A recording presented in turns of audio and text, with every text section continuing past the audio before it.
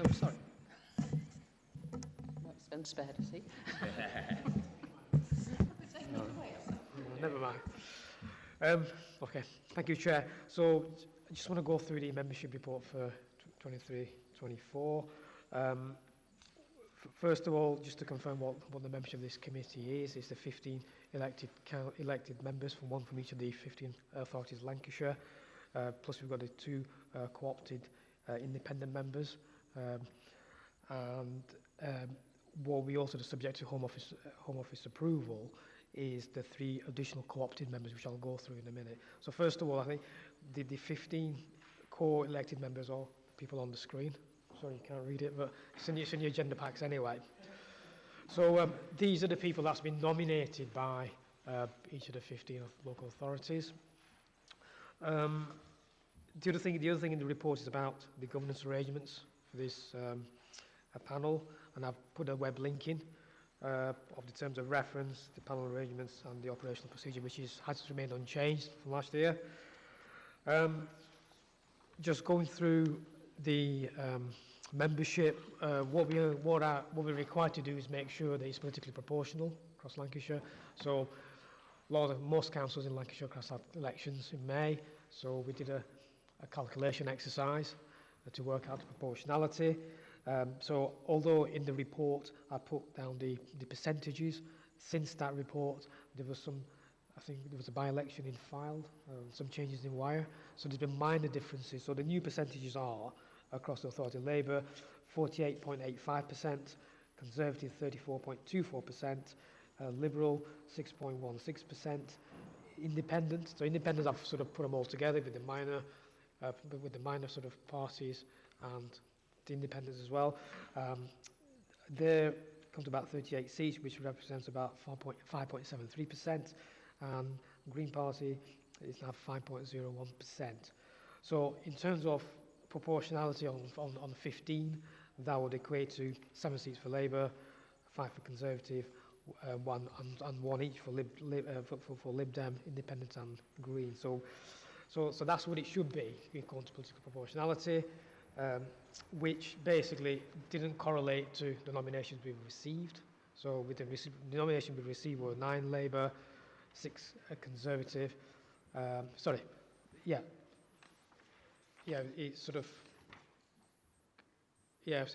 was 9 Labour, 5 Conservative, and 1 Lib Dem. They were the nominations we received, and so it didn't sort of reflect the political composition.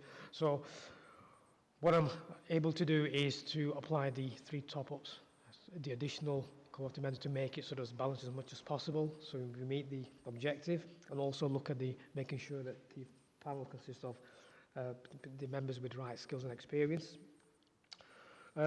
So also we asked the authorities, and we didn't get any response if they want to change the nominations. So applying the 3 top-ups, what we end up is 9. What we end up is 9 Labour, which is as nominated. 6 Conservative, so basically we have to have an additional top-up from the Conservative. Lib Dem as nominated, and an additional from the Green Party and an additional from the Independents. What I've suggested in the recommendation is that we ask for an additional co-opted member from the Conservative group from Wire Borough Council. That is mainly because of the composition in that authority. They've got Conservatives. And I've also mentioned whether if Councillor Peter Lemerinal would be interested, because he's served on this panel before and would have the relevant sort of skills and experience. So we have contacted the authority and we wait to hear from them. Similarly, we requested an additional co-opted member from Lancaster City Council from the Green Party. I'm not sure whether we've heard anything of anybody yet from Lancaster. Okay. Similarly, we asked for an additional co-opted member from Fylde, from Independent Group, so we're still waiting to hear from them. So hopefully at the next panel meeting, we should have those nominations and names received, and they would be actually part of the panel. So that's a sort of a quick summary, really. Is there any questions or? Work out how to use technology now. Just press the red button. It's interesting. Off now, won't you? That's it. There we go. Thank you very much.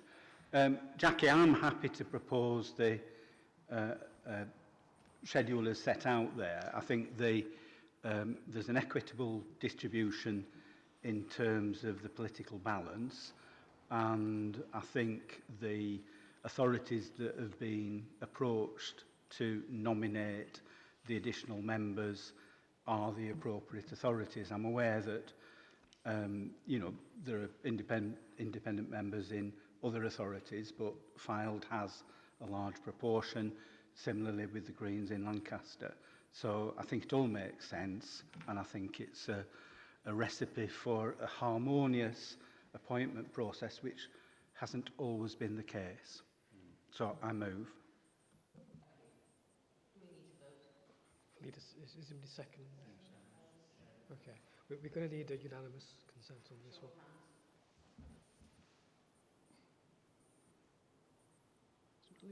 Okay. Chairman, it would be helpful, I think, if we had introductions around the room. Yeah.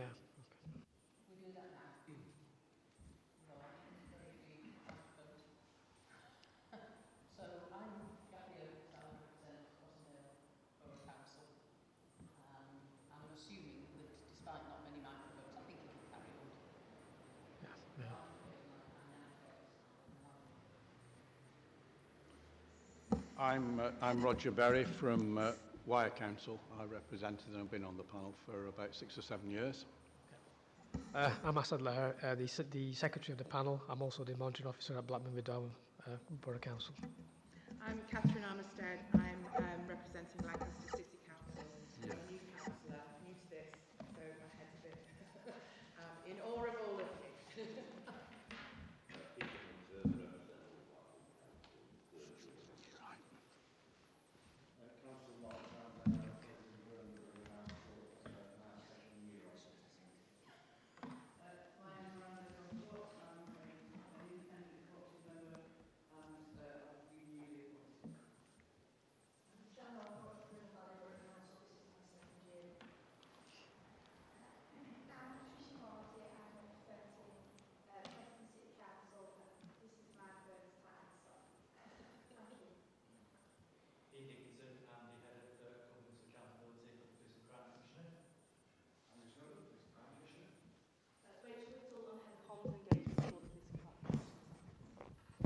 Hi, Kessa Mahmood, Blackburn and Darwen Borough Council, my 3rd year on the committee. Thank you very much. David Whip from Pendle. I've been on and off, and I can't remember how many years. I'm Peter Edwards, Hyndburn Borough Council. Alistair Bradley, Chorley Council, and I think I've been on since it started, so I'd like a long service medal, please.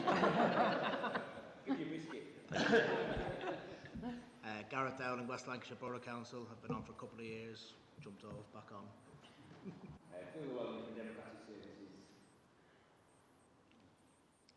Yeah, sorry, we've swapped so that the microphones are more accessible. So thank you for that. Moving on, item 4, Postal Authority and Secretary to the panel. To confirm that Blackburn with Darwen continuous Postal Authority and Asad Lahar continuous Secretary to the panel. Right, so yeah, it's just as a confirmation whether you want Blackburn with Darwen to continue as the horse authority and myself as the secretary for this panel for this year. Yeah, if it's moved, I'd second that. I think it's convenient location, apart from anything else. Well, for a lot of us, it's a convenient location. But I think that Blackburn with Darwen have done a good job, and they should continue to do so. I agree. All in favour? Thank you. Any apologies? Yeah, apologies from Councillor D.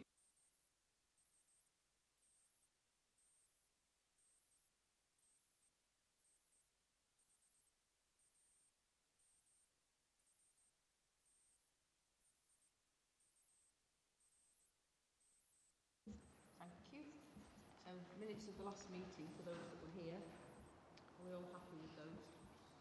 Sign those off. I know we have quite a few new people this year, actually, but those who are here, yeah. Okay, thank you. So, declarations of interest. Does anybody have any declarations of interest? No. Do we have any public questions? No. So it's over to you, Andrew, for the annual report.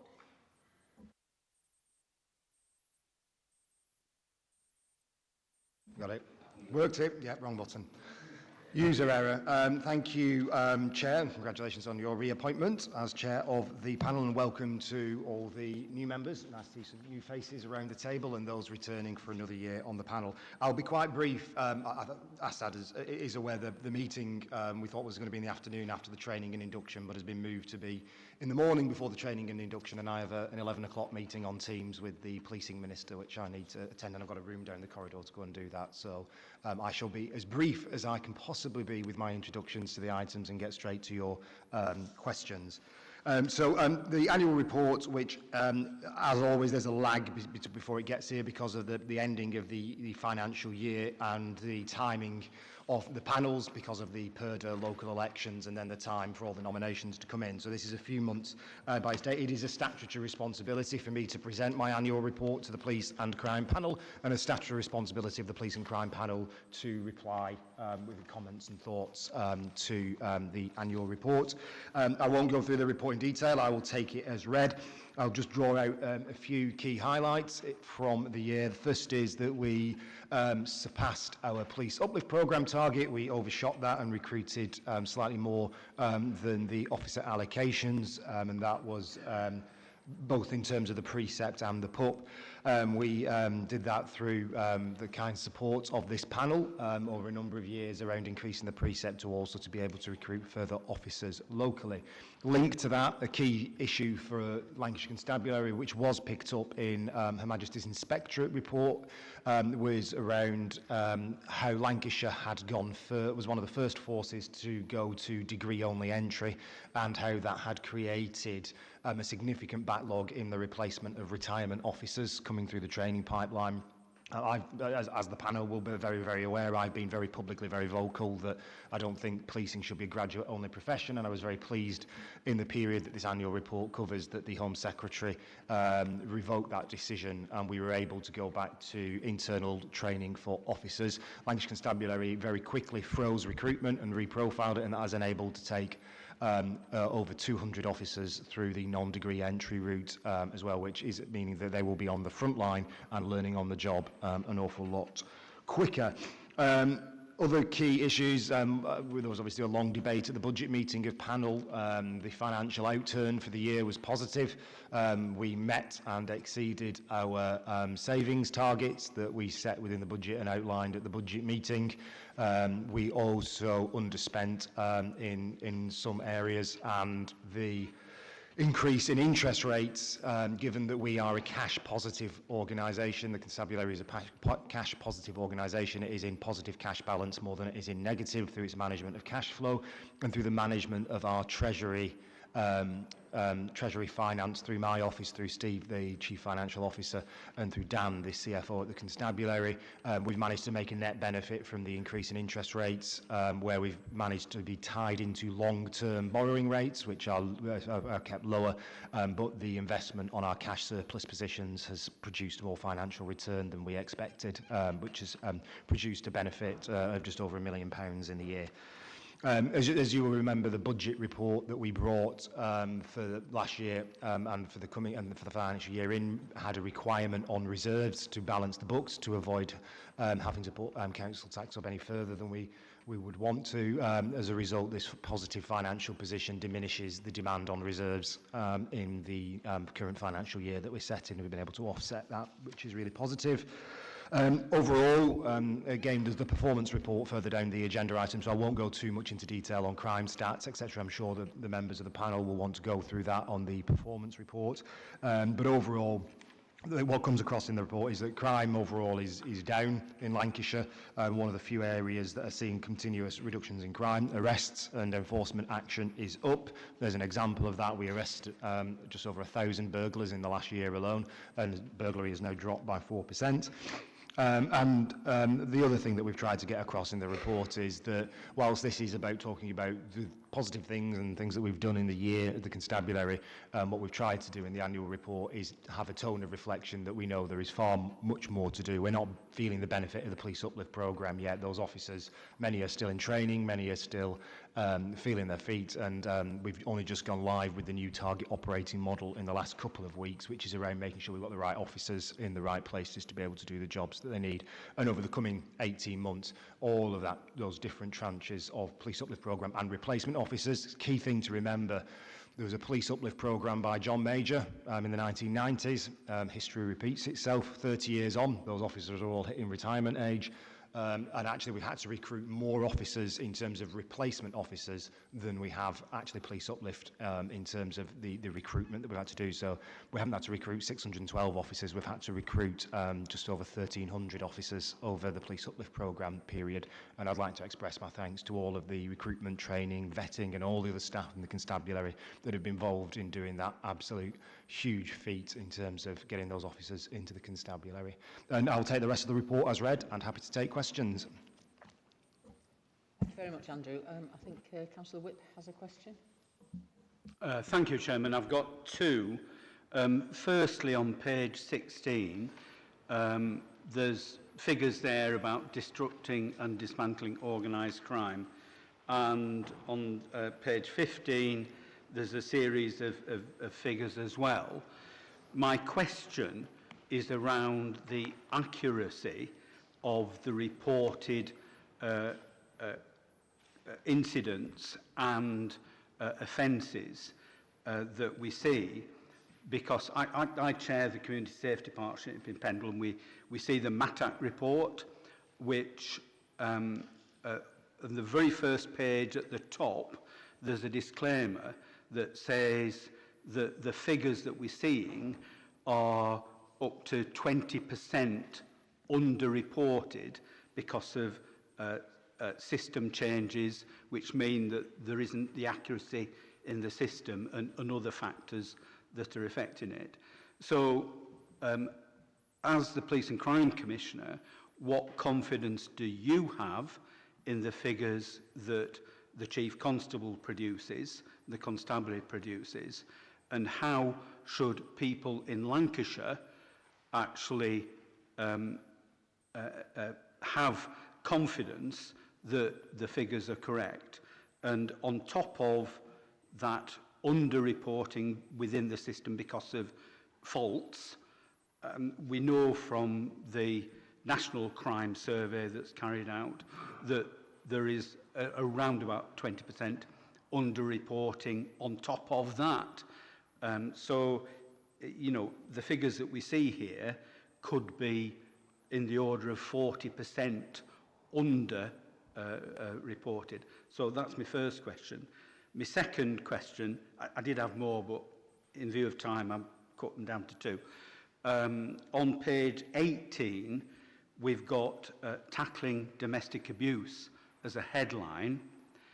Could I ask the Police and Crime Commissioner why he has axed funding for domestic homicide reviews when they play an integral part in learning about why systems have failed and why he is throwing DHRs across Lancashire into turmoil, and this is affecting every part of Lancashire, where people have been killed as a consequence of domestic violence.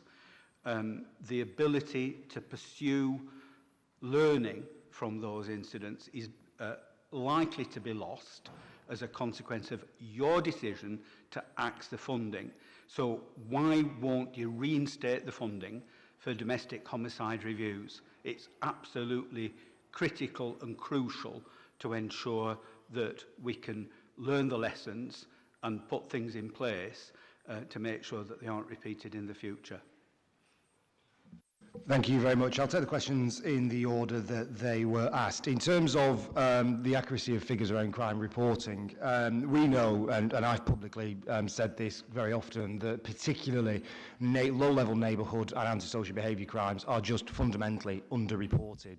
Full stop. We know that. And I would say actually it's probably to an order that is actually higher than Councillor Whip has indicated, which is why I always give the caveat that actually part of what we want to do, for example, through Operation Centurion, one of the targets that we've actually put in place is to actually increase the amount of antisocial behaviour reporting. What I want to see is a combination of an increase in the amount of intelligence and reporting that's coming through, but equally to marry that, to know that that is actually being driven by positive action, to see an increase in public confidence that the police are dealing with it in the surveying that we do. And therefore I'm not afraid of seeing an increase in reporting neighbourhood and antisocial behaviour. In terms of MARAC and the multi-agency reporting, we know that between all of the multi-agency, we know that crime, whether it be neighbourhood crime through to drug dealing, through to exploitation, we know that different agencies get different reports from different people on where those crimes come in. One of the things that we're currently doing is recruiting an analyst into the Office of the Police and Crime Commissioner. What I want to be able to do is to better interrogate the multi-agency data that is out there in Lancashire to build a better picture to help inform police but also other agency responses to crime trends. In terms of the specific question about the confidence I have in the constabulary data, I have confidence in the constabulary data. We have a crime registrar. We have just had an inspection from the Majesty's Inspectorate of Constabulary and Fire and Rescue Services. I am confident that the number of reports that are coming into the constabulary are accurately captured. In terms of the historic data that there is in the constabulary and the ability to effectively use that, one of the big data cleansing and improvement projects we've just won a global award for, is we have just over 70 robots currently at police headquarters on licence that are doing automatic data cleansing using robotic process automation. We're the first force in the country to be doing it, because what I want to do is all of those years and decades of multiple entries, slightly erroneous errors on data entry that's been put in that can avoid repeat locations, repeat offenders, repeat vehicles, all of that data we want to get cleansed. So in terms of the actual information that's coming in, Crime Registrar Lancashire has one of the highest ethical reporting in the country. Do I believe that neighbourhood and antisocial behaviour crime is underreported? Yes. Do I want to see it increase, and is that part of the objectives that I've set the constabulary? Yes. Do we have work in particular on multi-agency, particularly between the police, the NHS, local authorities and housing providers in particular? We've got a lot of work to do to continue to build that picture, and the Lancashire Violence Reduction Network, led by Sue Clark, is doing a huge piece of work around an automated data app that collects the data with proper data sharing agreements signed off by the DPOs at each organisation, to be able to bring all that information for the first time into one database and one place, to actually be able to get that complete pan-Lancashire view of the data. So that's in terms of the answer to that. In terms of the answer to domestic homicide reviews are the primary responsibility of the community safety partnerships. I don't know of any other PCC that funds chairs and authors, and for myself this was being funded from reserves. It's not something that we had the budget for the sustained levels that it was at. We haven't just axed the funding, that we will continue to provide £130,000 funding for all of the domestic homicide reviews that are currently in flight, to give the community safety partnerships, who are the statutory body for doing that, and the people who fund that pretty much everywhere else in the country, to be able to get their house in order. The serious violence duty that is coming through government at the minute will place new statutory responsibilities on police and crime commissioners, and will also for us to coordinate all of the learning from various DHRs, and for us to have a broader work across that. That's coming through the serious violence duties. We're going to have to resource that in the Office of the Police and Crime Commissioner, and we're not aware of any new resourcing that we're going to get for that. So our focus will be on making sure that we can fund the statutory responsibilities that we have, and community safety partnerships can fund the statutory responsibilities that they have, and then we can work together. Yes. I'm sure the Police and Crime Commissioner is aware that community safety partnerships do not have reserves, generally do not have budgets, and they rely on responsible authorities to get their hand in the pocket. And those authorities that they're relying on are hard-pressed, have suffered from austerity in exactly the same way that the police have suffered from austerity. I would ask the Police and Crime Commissioner again, will he review this decision, especially in the light of the information he's just given us about the interest that he's earning or is being earned on the money held in the bank as a consequence of the higher than expected interest rates. You've got the money to fund DHRs. You should be doing it. The money is being offset, the draw down on reserves that we need, and we know that this panel, including yourself, approved the reserve strategy of between 3 and 5.5%, and that is what we are trying to maintain, because as we saw in COVID, unforeseen events and circumstances can happen which can require the police to do significant additional operations, including drawdown on overtime, that doesn't instantly get government funding up front, and we need those reserves to be there to protect the public. The Community Safety Panel is working on 2 proposals that are coming forward around how the DHRs will be structured going forward in Lancashire, and how they are looking at how they will model the way in which they will provide the support to each other, looking at the way that pretty much the rest of the countries provide these services, and that's the correct thing to do, and I look forward to receiving the proposals from the Community Safety Partnerships. Councillor Townsend and then Councillor Darwen.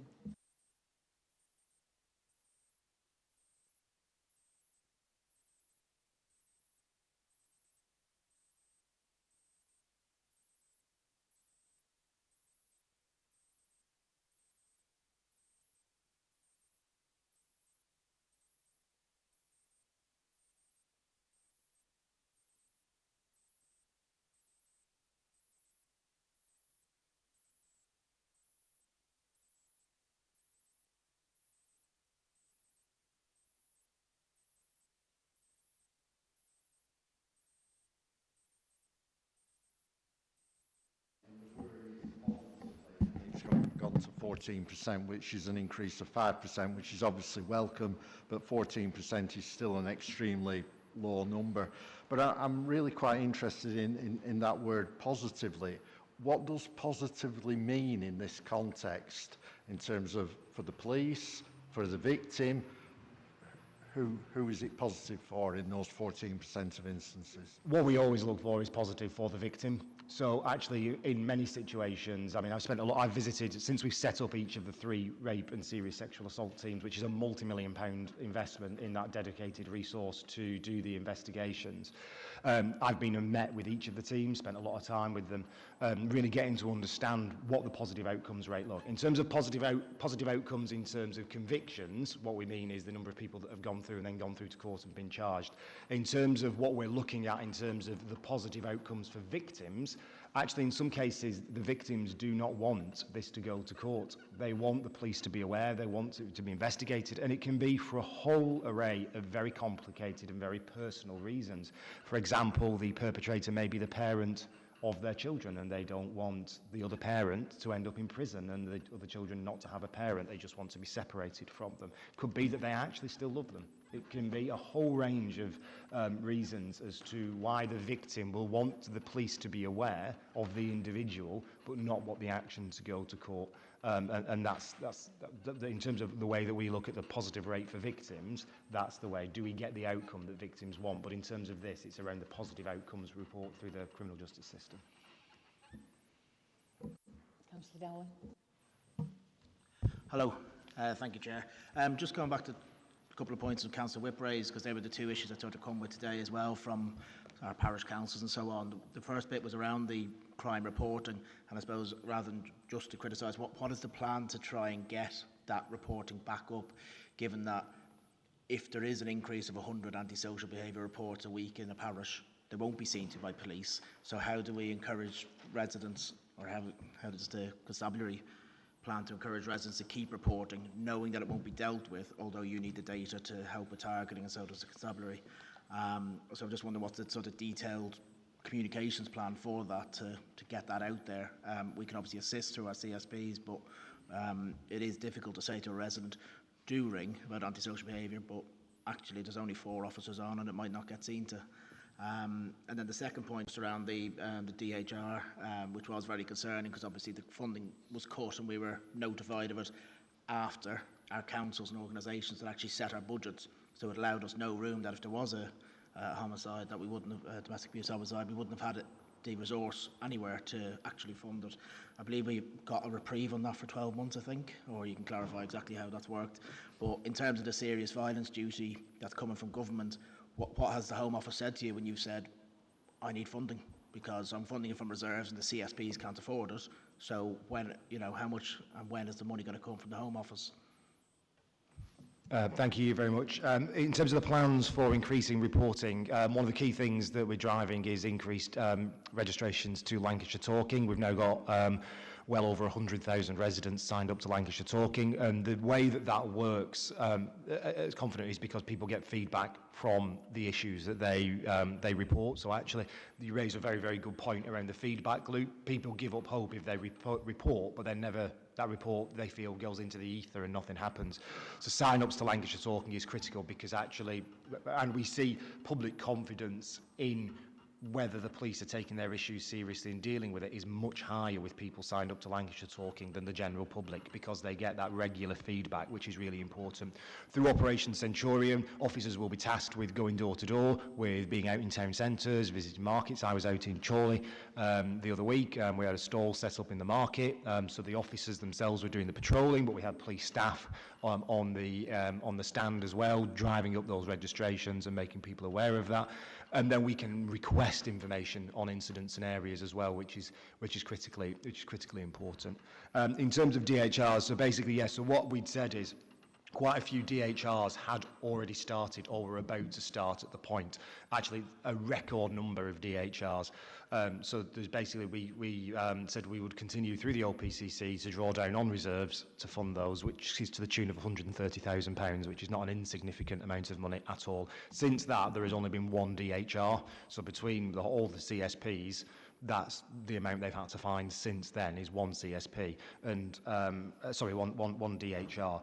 And again, it's about making sure that we continue to provide funding. We didn't just drop a guillotine down and say that's the end of it, we're walking away from everything. What we said was there's quite a few already in train, we'll continue to fund those. There's quite a few that we know have been registered and haven't started yet, we'll continue to fund those. So every single DHR we are currently aware of, we will continue to fund even though we don't have the funding for it. And that gives the CSPs time to then be able to come up with a model, looking at everywhere else in the country on how it's done, to be able to deliver that as a model for the CSP statutory responsibilities. In terms of the funding going forward linked to the serious violence duty, all OPCCs have been asked to consult on the serious violence duty, and we've put our consultation response in. We've not had the formal response, a formal consultation process, and one of the key things that we flagged is the statutory responsibilities need resourcing properly.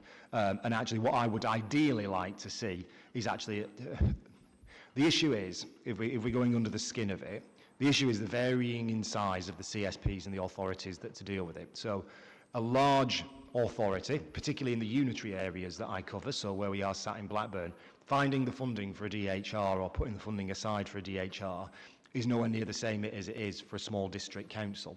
And therefore, what we're looking at ideally would be to have resource that coordinates these across the county and is built into those roles. My office still has a statutory responsibility in DHRs, and we're still funding that. I've recruited an additional member of staff, and 50% of their time is going to be on learning from DHRs and the work around that. So it's what we're actually talking about here is just the chair and authors in terms of rather than the broader learning. Okay, so just to move forward, I wonder if it would be considered appropriate for this panel to have a recommendation that you look at the funding of DHRs, because it's obviously an issue and it's obviously really important. If you've done so many, even though there aren't that many coming forward now, then it shouldn't be such a strain on a budget or on the reserves. And I wonder if you could provide us with a report for the next meeting. Do we have a proposal for that? I'm very happy to propose that, Chairman. And a seconder? Yeah. Yeah, we've done a similar exchange with Andrew Ridgewell as chair of the Community Safety Partnership Board, so we've got the information already. Yeah, that would be nice, because otherwise we'll just all be talking, won't we? And not actually doing anything.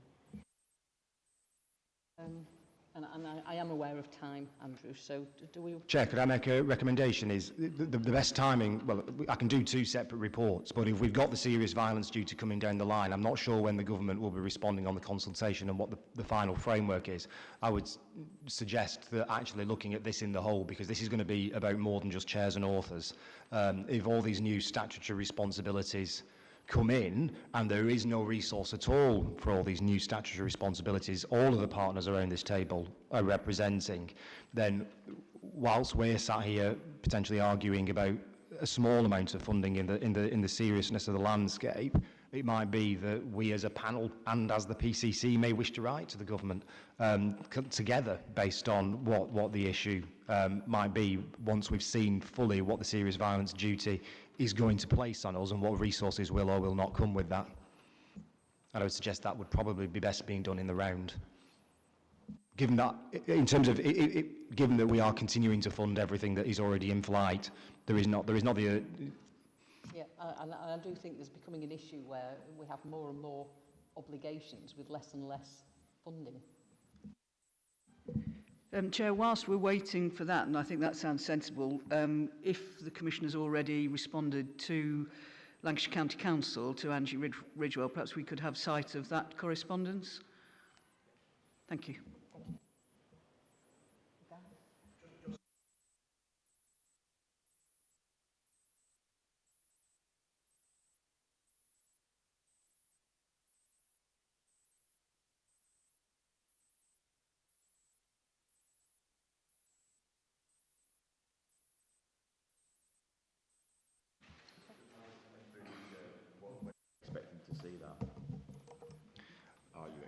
Not noting the point that's just been made, things do have a habit of being delayed at the minute. But the consultation is, we are told it is imminent, so, but there are many things that we are told are imminent. So I'm not trying to avoid anything here. I'm happy to circulate the exchange I've had with Andrew Ridgewell.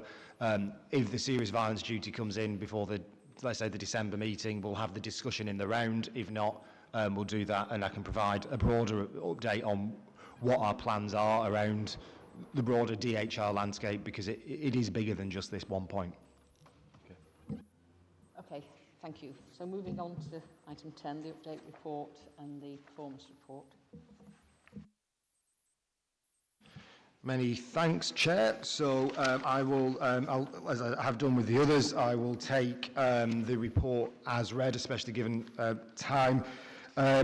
What I would say is, since this has come in, one of the big risks that we had flagged for this financial year and into the next financial year was obviously, along with inflation and around with the pension settlement, the public sector pension settlement, and we don't know how the funding of that is going to land.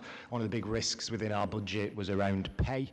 I'm very, very pleased to report that the government has announced a 7% pay offer for police officers, and that is looking to be matched for police staff as well. The Home Office have set aside £350 million in this financial year and £518 million in the next financial year to fund the pay award above what police and crime commissioners had budgeted for, which the budgets varied from 2% to 3% that PCCs had budgeted for, and therefore anything, I think it's between 2.7 and 3%, anything above that is being funded by the Home Office, not by local forces, which is really, really welcome news, because obviously we're really delighted to see the police officers get the pay award that they deserve without it causing problems within constabularies where we then have to start looking at staff numbers to fund the pay award. So I'm really, really pleased with the outcome for that. There's obviously the first, I'll take them together. There's the first, which is my update report, which is things that I have been working on since the last panel meeting, and then obviously the performance report itself that has been outlined in terms of constabulary performance, which is similar to the annual report because of the timing of the way that those are. Key updates. around the 2 million secured from the government for the antisocial behaviour hotspot funding. We continued to allocate funding from the Safer Lancashire Neighbourhoods Fund out into local communities, giving back that cash seized from criminals. We secured another 750,000 from the government on the DRIVE project, which is around tackling the abusive behaviour of perpetrators of domestic abuse, which takes the total amount secured over the last 2.5 years for domestic abuse and sexual violence in Lancashire to £7 million. And there's a range of other things that I've been up to out and about across the county, and I am happy to take any questions. Councillor Whip. Thank you, Chair. Andrew, you're very good at promoting the positive, and there are some positives in here, and I'm very grateful for them. But if I look at the firearms offences, and if I look at discharges of lethal barrelled firearms, I see that firearms offences are up by almost 42%, 41.8%, and the discharges of firearms are up 14%. Now, if I look over the page, it says there's an increase in admissions for knife/sharp object assault injuries. So how is your oversight of the Chief Constable and the Constabulary actually seeking to address this significant increase in firearm usage and the injuries being caused by firearms and knives, and what impact are you having on actually getting these incidents down? And if I can just put in another one, which refers to the meeting that you had regarding policing of events, not major events, but minor events like Remembrance Day parades,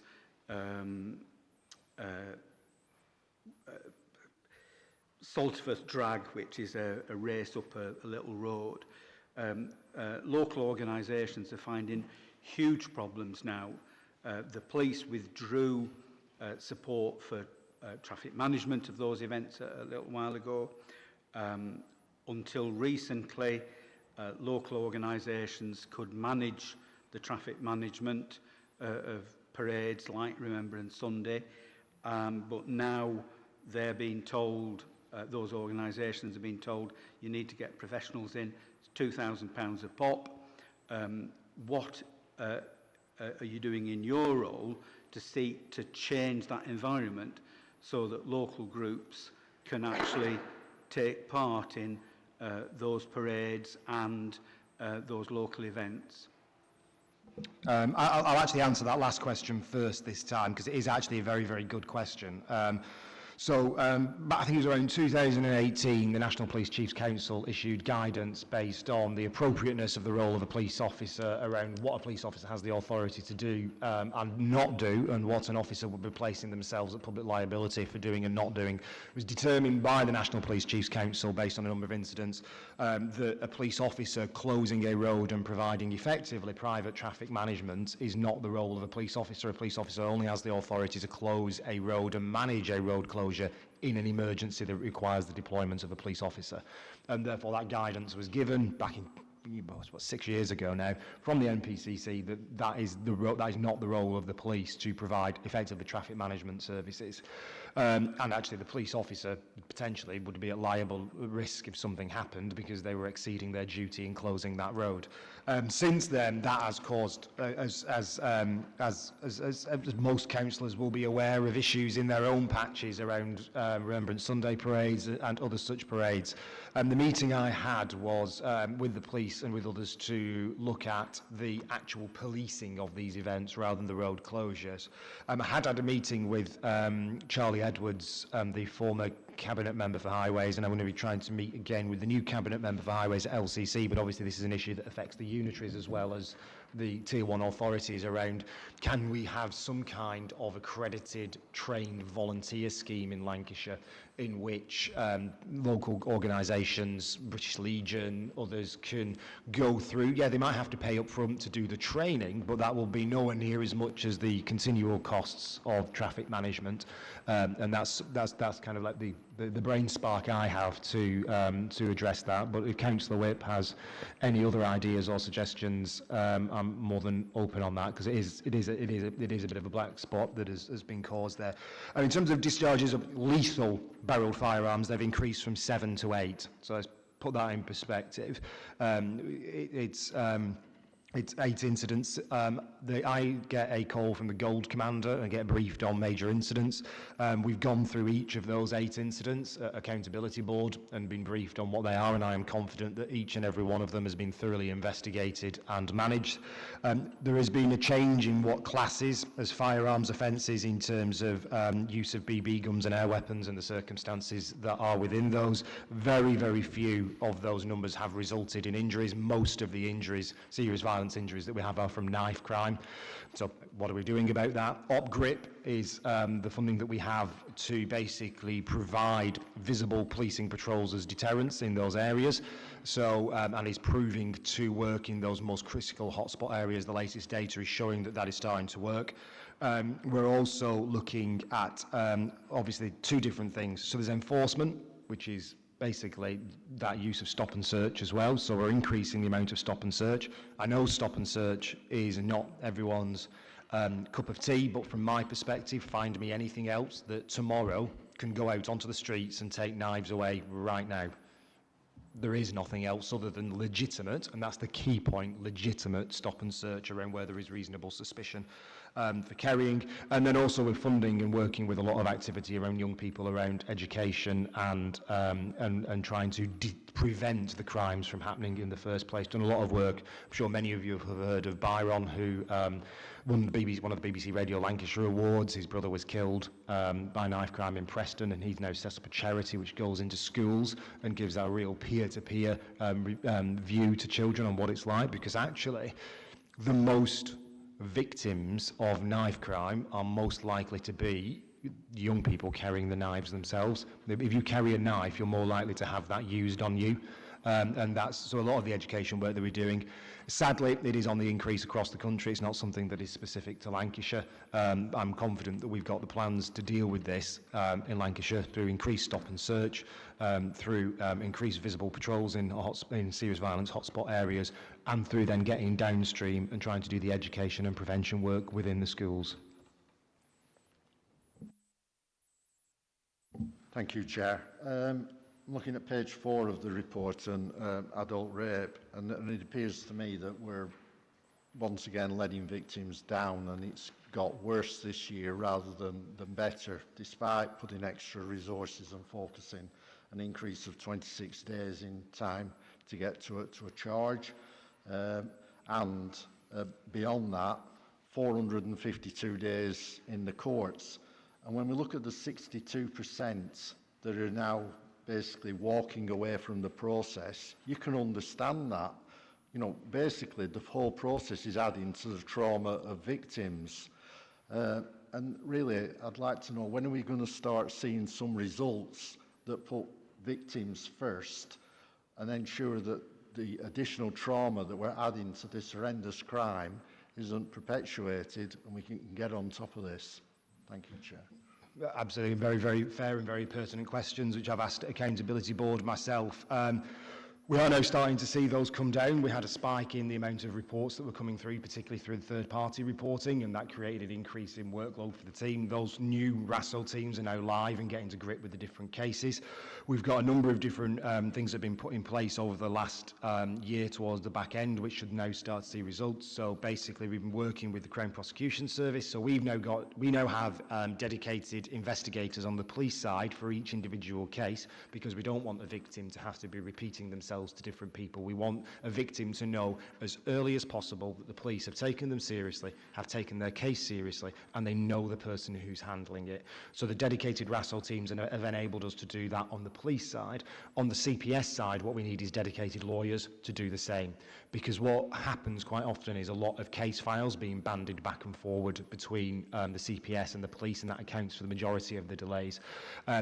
I'm not into the finger-pointing game. We've sat down with the CPS and the police, and my deputy Andy, who chairs the Criminal Justice Board, to say, right, we know what the answer to this problem is. How do we do it? And Martin Goldman, the regional director of the CPS, has now found that resource, and basically they've set things aside. So basically, dedicated solicitors will now, from the CPS side, say, on Thursday, I will be working on this case. Can you make sure the police officer is available on Thursday to take my calls all day so we can resolve the issues and move it forward and avoid the 21-day lead times that those cases then spend going back and forward. We've also been doing a number of trials. It was first trialled in Blackpool and is now being trialled at this end around the initial interviews. So, for example, it was a requirement of a police officer to do the disclosure interviews up front with the victim. One, a police officer is not a court trial officer, is not a court trial solicitor. They don't know the kind of things that they need to do to prepare an effective file for the interview for court, and also the victim is then going to have to relive that experience going through, and that's probably not the right time to do it. So there's been a trial in Blackpool which has been really successfully being rolled out, where the police officers just do the initial interview. They don't do the preparation for court, and that CPS do that.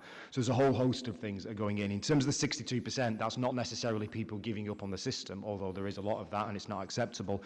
Going back to the point I made before, a lot of people just do not, a lot of victims just do not support police action, full stop.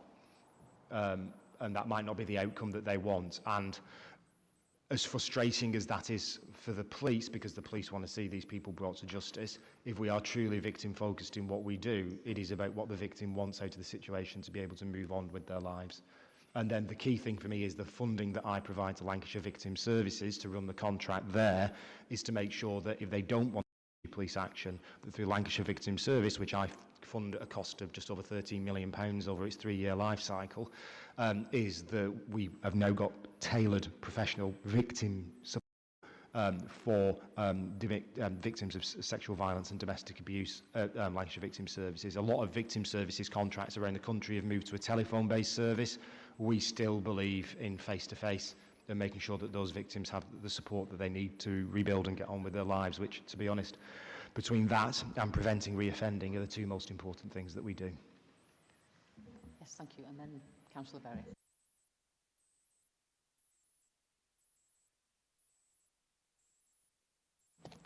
Well, I'd just like to say, as a victim of crime, 10 days ago I was approached by 40 youths in my local park and threatened with a knife. And I walked into a situation where I was talking to local constituents. And unfortunately, there was a big gang behind me going through the park. There was one right in front of me smashing 2 cars up in Thornley Road in Preston. And unfortunately, I was covered down by these youths and I could hear the police coming. And I was threatened twice by a knife, and one put one to my neck. And under the circumstances, I can't agree with what you've said, because I'm liaison with the police at the moment. They put my property in the red zone, and because I live right in the middle of these gangs and the drugs gangs, they're very well known on the community, because I've been helping all these elderly people that's had horrendous antisocial behaviour, and some of them are in the late 80s, and they've had the windows and everything smashed. It's been absolutely phenomenal. And I didn't get a phone call from victims of crime. Nobody supported me. It was Preston City Council that said, oh, phone and ask for advice, because obviously it's not my confidence in the community, and I don't feel safe, to be honest, because I woke up last Saturday morning and they smashed all my CCTV outside, and you know, I'm right in the middle of it, and the police have been twice, and I've got a severely profound disabled son that doesn't like strangers because he's non-verbal, of course, and they keep coming and asking if I'm all right, and I said, please come back, you know, when he's not at home, because he doesn't like strangers, because he's got profound autism. And, you know, the support's not been there at all. They told me to report everything online, which I have been doing, and I've been told, because I work hard in the community, could I give the names? I've given everybody and the police hundreds of names and where they are. You can go out at 8 o'clock in the morning and them gangs are there, and I've given them the addresses, the names, but still them people from this morning are still present on the estate, and they have been known to carry knives. I was officially told that by Alison Hatton, and you know, it's concerning really, because sometimes you get people that's high up in authority that say, oh, this and this is happening, but you know, when you're in the thick of it and you live in that environment, it's a completely different scenario. And I just wanted to make people aware that, you know, if you live in it, it's completely different, and it's not all it's said it is. That's all I wanted to say. I completely agree with you, which is why I said at the start of the annual report, which is one of the things that we've put across, is the amount of extra work we know we still have to do. Yeah. And the fact that the target operating model for the new constabulary has only just gone live in the last 2 weeks, we know we've got a lot more work to do. What you should have done is, what you should have got is a phone call from victim services. So I'll pick it up with you outside of the meeting. Yes, which is not what should be happening. So we will pick that up outside of the meeting and find out what's happening in that particular case, because it should be that there is an automatic referral. Well, we know it is, I've seen it, and actually there's an automatic referral from the constabulary to any victim of crime that goes through to Lancashire Victim Service, unless the victim says they don't want that to happen, and then they should be making 2 calls to victims to try and get hold of them to be able to provide that support. I'm reassured that the police have visited you twice, which is really what should have been happening, and I'm more than happy outside of it to get an update on the work that the police are doing on those gangs. If they're under 16, it's simply arresting the... A lot of them are over 20. All right, brilliant. That makes it a lot easier in terms of enforcement action, and I'm more than happy to get an update from Preston Police on what's going on there. No, Thank you. Thank you. I think that's useful, actually, to know the difference between the theory and the practice. Yeah, thank you very much. It is, absolutely, and this is why I do community meetings and get out and about as much as I can, because thank you very you hear it from people. Councillor Berry. Yeah, my question, Chair, was actually raised by Councillor Townsend, who are relevant to Russell and the more successful at home. I'll just mention about the launch of the ASB hotspot scheme, which is going to Fleetwood to launch.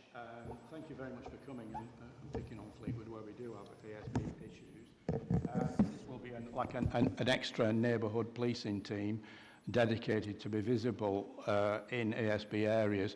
And I think most importantly, at times when ASB is likely to occur, frequently we hear that the police are not around at evenings and at weekends, and I think it's great that they will be visible at those sort of times. Just one thing I would just like to ask, it's somewhere in the report there's a mention of Community Safety Accreditation Scheme run by the Home Office, which allows private companies and local authorities to adopt powers to tackle ASB. What's all this about? I've never heard about this. Could you just clarify that for us? Yeah, absolutely. So through Op Centurion and the work that we're doing, we're putting the extra civil powers officers into the constabulary, and the work that we're doing with the CSPs, with the renewed focus on targeting. What we're looking at is what powers do different authorities have. So in some instances, I mean, actually breaking up gangs is actually one of the prime examples of this. There are things like gang injunctions. You know, injunctions and civil powers either exist on a location, a group, or an individual, but the police aren't necessarily the lead authority for all of them. So one of the things that we've been doing is looking at all the different power schemes that are out there, which authorities have the powers to be able to target individuals, spaces, or gangs, and how do we use them to greater effect. And actually, in Blackpool, through some of the trials that we've done around a massive increase in the use of civil powers, we've managed to really curb offending of some of the most prolific repeat offenders, but also we can even place restrictions once we've got enough evidence to satisfy a judge through gang injunctions to literally limit that people cannot interact with other members of that gang. So it's something that we're working on with local authorities around making sure that everyone is aware of the powers they have. I'm just really conscious the police minister has been waiting for me for 5 minutes. So. Yes, sorry, we have...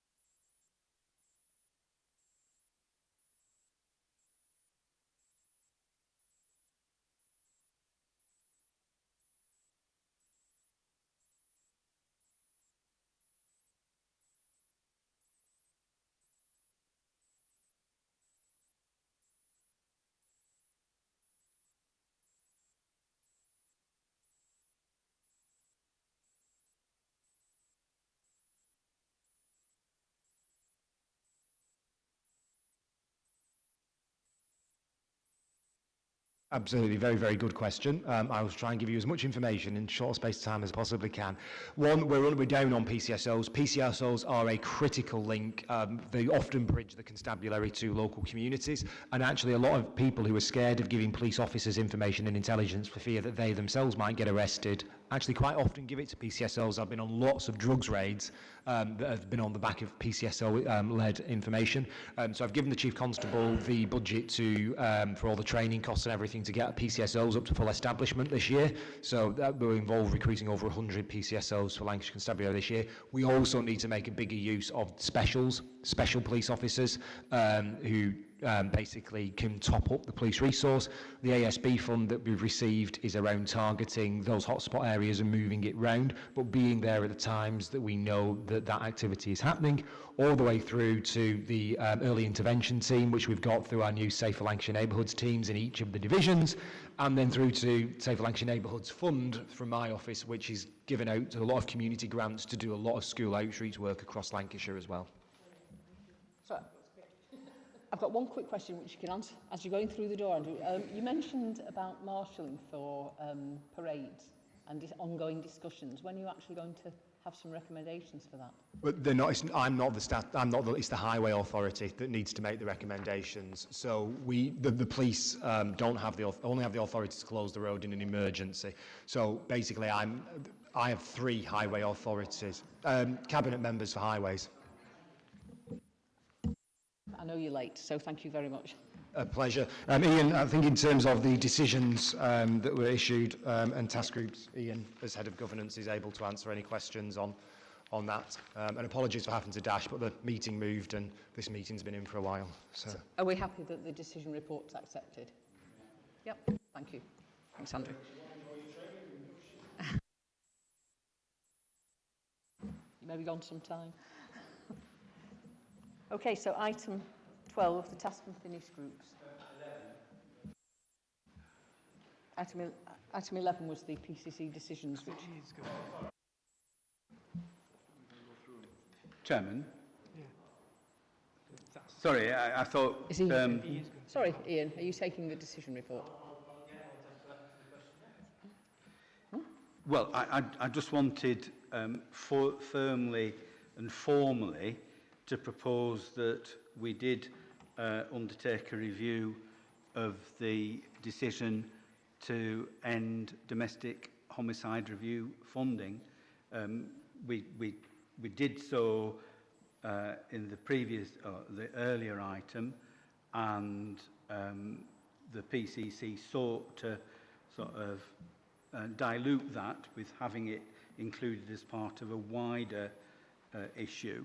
This is the item on the agenda where, as a panel, we can formally decide to review the decision. So, as a belt and braces, I am proposing that we do review the decision about funding for DHRs. It's my understanding that we have agreed that, but I mean, if you want to stress that, then... I think Chairman Andrew was seeking to extend it and push it into a much wider field. I think there is an acute problem across Lancashire in terms of the funding for DHRs, which will not lead to the best outcomes in terms of victims and potential future victims. And I think this is a crucial decision that really needs to be properly reviewed, and that I would hope that in the light of the widespread concern that there is across the county, that he would actually come to an alternative decision. And he said, oh, well, there's only one DHR come along. No, but we have asked for the report to come back yes. for the next meeting, haven't we? I don't think we can have it any earlier than that. No. But if we formally request a review, that's statutorily within our powers, and I think we ought to do so. So you're proposing that? I am. We have a seconder? Seconder, Councillor Darwen. Yeah, okay. All in favour? Okay, thank you.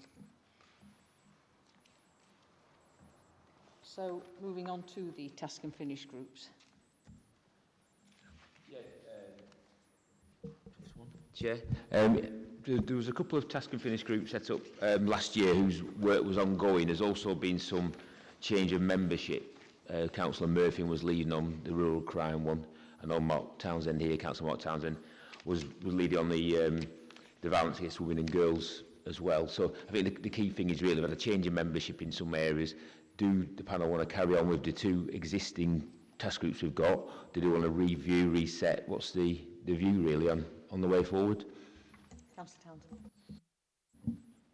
Townsend. I would like to say, Chair, that we went through a process last year. We did meet with the police, we did meet with the victims of violence, and we're really at the point where we just need to prepare the final report. So I would like to ask the committee to support that we complete that piece of work and ensure that that is completed before... very much support that. Actually, I think these task and finish groups are really useful, actually. So are we all happy that that report's completed? Okay, and was it Councillor Berry with the other task and finish group? No, it was Jake Murphy, Councillor Rural Crime. You on that, Councillor Walcott? No. Right. So that one seems to have not progressed too much, perhaps. So. Is it a subject that people would want to progress?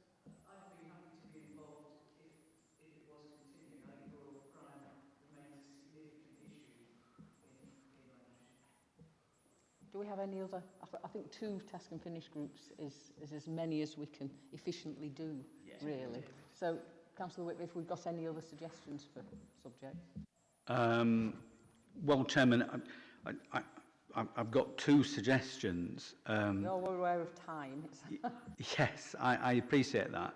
And having been involved with the process previously, I think this panel struggles to undertake effective reviews, and I mean that's a combination of the time available to panel members, the fact that we're scattered across the county, and the difficulty in coordinating things together, together with inadequate support to actually scrutinise stuff. We've clarified the support issue. We did have an issue with support, but I understand we're having support now, Phil, don't we? The administrative support. Yes. It'll be Phil. Yeah. It's my understanding that, because you can't do them without the administrative support. You just Yes. can't. Yeah. So well, if we don't have that, let's not have any meetings. Really. Yeah.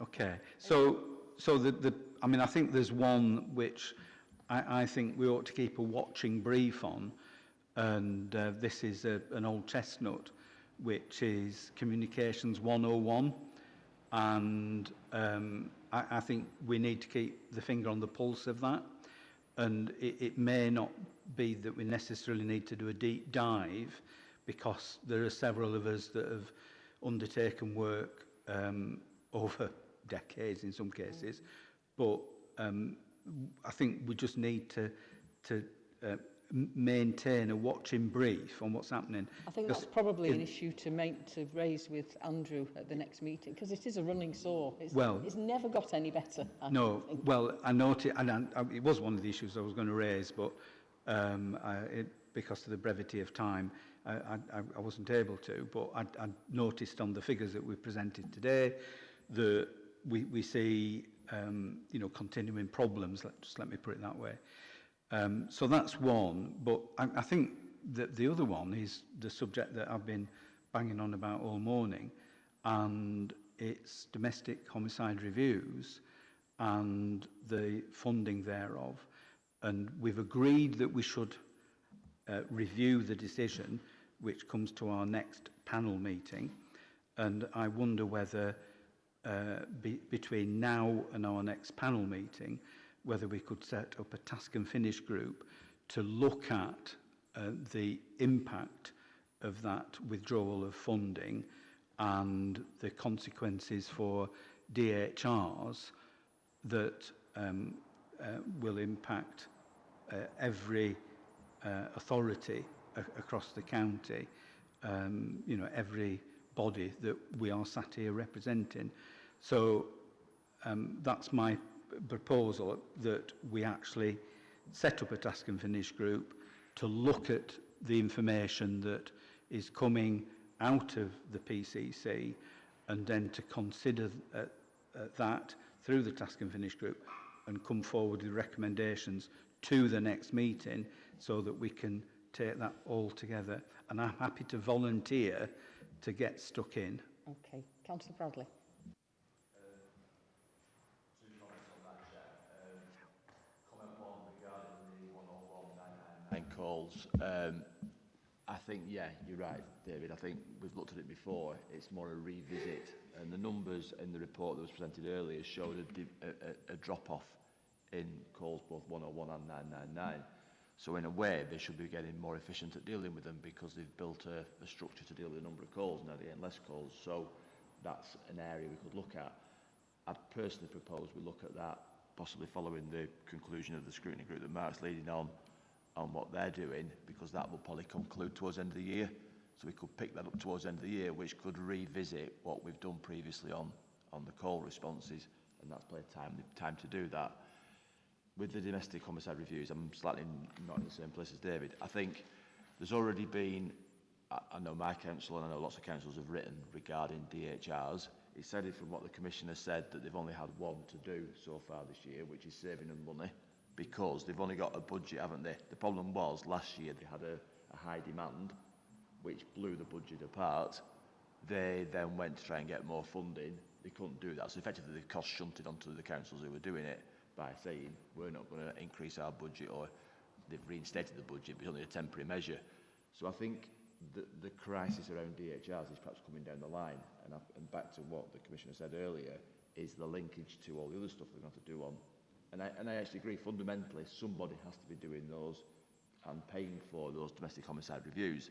The row at the moment is about who's doing them and who's paying for them. And it appears the police are now saying it's not our responsibility to pay for them. I think this debate's been crystallised, and when you get Angie Ridgewell, who actually is in charge of it all for the county, writing to the Commissioner saying you bang out of order here, I'm fairly confident they know what the position of local authorities is. I think we've got to give it a bit of time to move on and then do something, because I don't see what we're going to achieve in the meantime. There's enough people looking at it. I think we need to wait for the results of that. And that's my honest opinion. And it's unusual for me to say that, to wait, because I'd usually dive in and stir it up. But I think there are enough things being stirred up on this. Well, I do think it's a good suggestion to have a 101 task and finish group after we've had the next report, actually, because on the 101 we have looked at it before. We know the process. Yeah. It's the and they've put things into change. Yeah. And it's whether they've had any impact on changing, or have they just moved people onto other channels. Yeah. But the DHR stuff, I think there's enough going on in that space, certainly until the next meeting. Well, when we've got, it's only the next meeting when we'll have the report, hopefully. So is everybody happy with that? Yeah, just briefly, because I just feel like this might be creating a bit of a long list for us, which might actually be helpful going forward, that if a task finish group finishes, then move on to the next one. So obviously DHR is something that I'm very concerned about, but obviously I think we've given a steer to the Commissioner on that to start with. If we're not happy with what we see in October, then actually it could become a task and finish group going forward. But just the other one that I do want to put on the agenda, but I realise I'm not going to get it for this year because there is quite a few already in the offing, but a bit more work on retail crime and working with businesses because of the rise in abuse of shop workers and thefts on the back of everything that's happening and cost of living. But I'm not saying I want that as a task and finish group. No, but I think we can make it, it's useful. It can be in the minutes and we can revisit it in December. I think really that the rural crime task and finish group would be useful, because it's been mentioned before, and the nature of Lancashire is that it's of interest to a lot of people. So that would actually give us 3 subjects: the domestic violence against women, rural crime, and the 101 after we've had the one before. So what I suggest, Chair, is if we use these ideas and we can bring a work programme back to the next committee, and then we can see what we've got coming up over next year and how we stage it. That's all right. Which again is why it's good to have a consistent membership, actually. Yeah. I think it's really useful. Anybody else got any comments about that?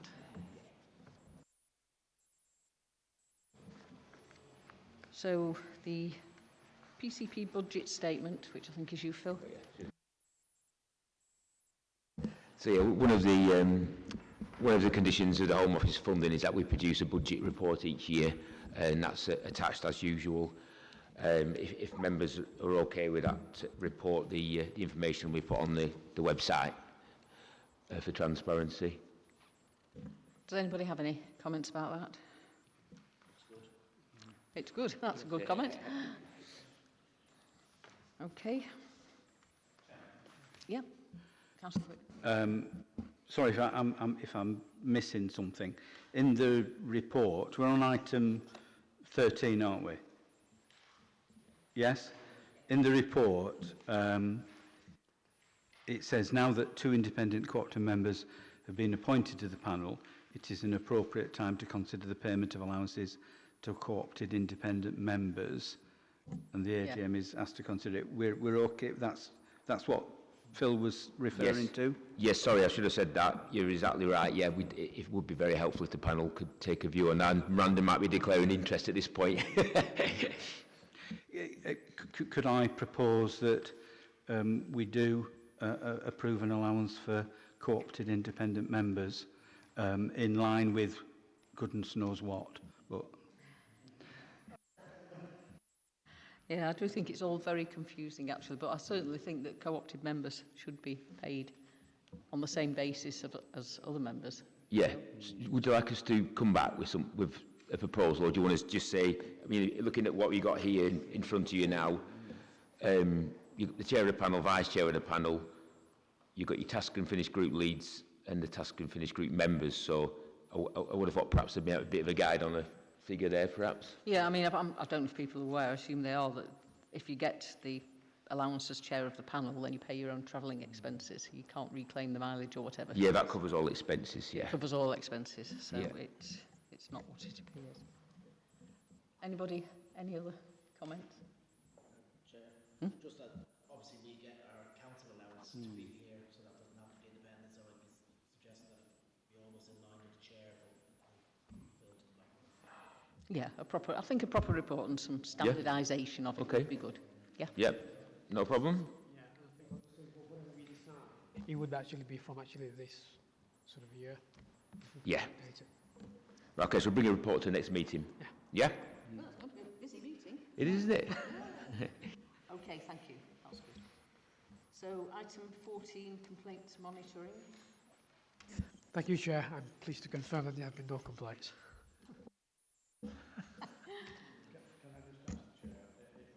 Feedback from the subcommittee work. We made a finding, didn't we? Did we get any reaction from the person that made the complaint at all? Yeah, as far as I understand, when I spoke to the investigating officer, there were the sort of usual protracted sort of correspondence from the complainant, but there was nothing sort of any kind of substance. It was sort of he was trying to bring in lots of other issues outside, so there was nothing we could sort of take forward following from that. I think also you mentioned there was a poetic complaint. Has that been... Yeah, nothing's come forward. Yeah, there's nothing come forward from that. Thank you. So, any items of urgent business, Phil? No, Chair. So, date of future meetings, which if we could make them, they'll all be in Blackburn. Yeah, they'll all be in Blackburn, and I'll get meeting requests set out for all of them. So now we know who's on the panel. And could we have this room, please? Because it's not Yes, this room is going to be used for all meetings now, and I think everyone can hear each other. And it is being webcast like the other meeting was as well, but just on a one little camera up there, room view. Right, thank you. Councillor Wick. Yes, Chairman. I wonder whether Blackburn with Darwen run to having more microphones, because although we've heard everybody in the room, the people watching the live stream, they'll just been seeing a talking head. Except they won't have heard the talking head. We will sort of get Sid to get through. Yes, we will take that proposal forward. Yeah, we'll do. Yeah. Yeah. We can certainly. Okay, thank you. I agree. There's no point webcasting this if nobody can hear it. Okay. So I think that's the agenda. So thank you very much, everybody. And we have the induction after lunch. Just that everyone knows that it was in the emails. There's a lunch is coming at 12 o'clock. Okay, we're finished a bit early, so the lunch won't come in earlier than that because she's doing another drop-off. So if you're hanging on, it's 12 o'clock for food, and then 1 o'clock for induction. I know some members have already had the induction, but you're welcome to stay. There is a guy who's travelling up from down south, Dave Byrne, to do it, and I think it would be good for both existing and new members if you could stay. Thank you.